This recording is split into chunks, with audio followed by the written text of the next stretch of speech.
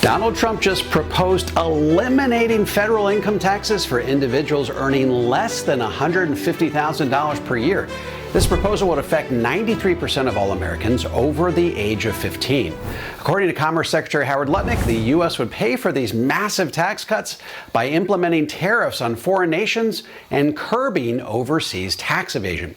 He noted that many commercial ships sail under the flags of other nations, such as Liberia, to avoid U.S. taxation. Quote, all those ships are paying no tax. It's a scam. He added that many U.S. companies hold their intellectual property in Ireland because of its favorable tax regime. Quote, Ireland has a $60 billion surplus because our companies drop their IP there. They pay Ireland the money. Tax scam, he said. How about we end the tax scams? Lutnick also touted Trump's proposal to charge $5 million for a gold card visa as a way of raising additional revenue every year. Trump said in January that the visas would give green card privileges along with a fast track to citizenship.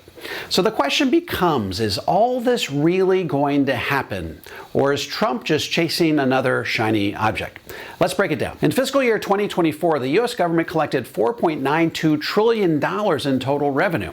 49% of that came from federal income tax, 30% came from payroll taxes, and 9% came from corporate taxes. The remaining revenue came from sources such as tariffs, excise taxes, custom duties, etc. So how big a hole would Trump have to plug in the federal budget were he to simply waive the income tax on anyone making under $150,000?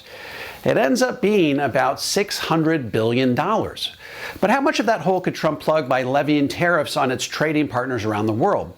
Well, at various times he's proposed a 10% tariff on all trading partners and as high as a 60% tariff on goods coming out of China. So how much would all that additional revenue add up to?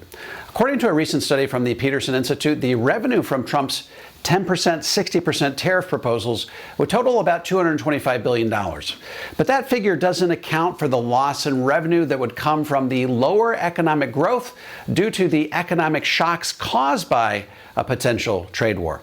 So let's call the increased revenue from tariffs about $200 billion. That means he would have to come up with another $400 billion from eliminating overseas tax evasion and the highly vaunted gold card visa. Keep in mind, even if he could find that additional $400 billion in revenue from those areas, it might pay for the tax cuts on those making less than $150,000 per year, but it wouldn't even touch the current budget deficit. As things currently stand, we'll accumulate an additional $2 trillion of debt every year over the next 10 years.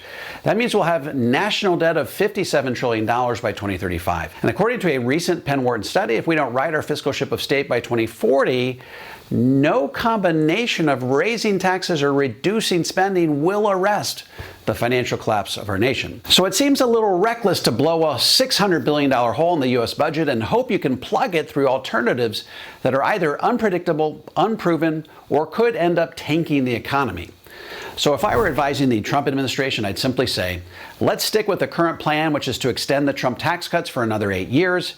Waiving income taxes on those making less than $150,000 is a shiny object, distracting Trump from cutting taxes on all Americans.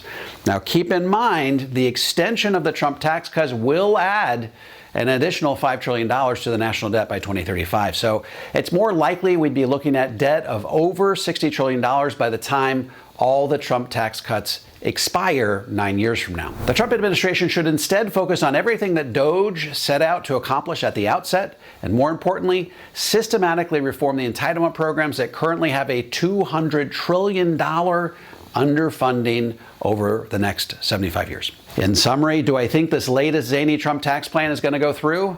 I just don't think there's any way it could happen. If he were to somehow get the votes for it through budget reconciliation and push this through instead of the current extension of the Trump tax cuts that just got approved by the House, it would almost certainly add trillions to the national debt, and that would only hasten the financial collapse of our nation. I'm David McKnight. Thanks for watching.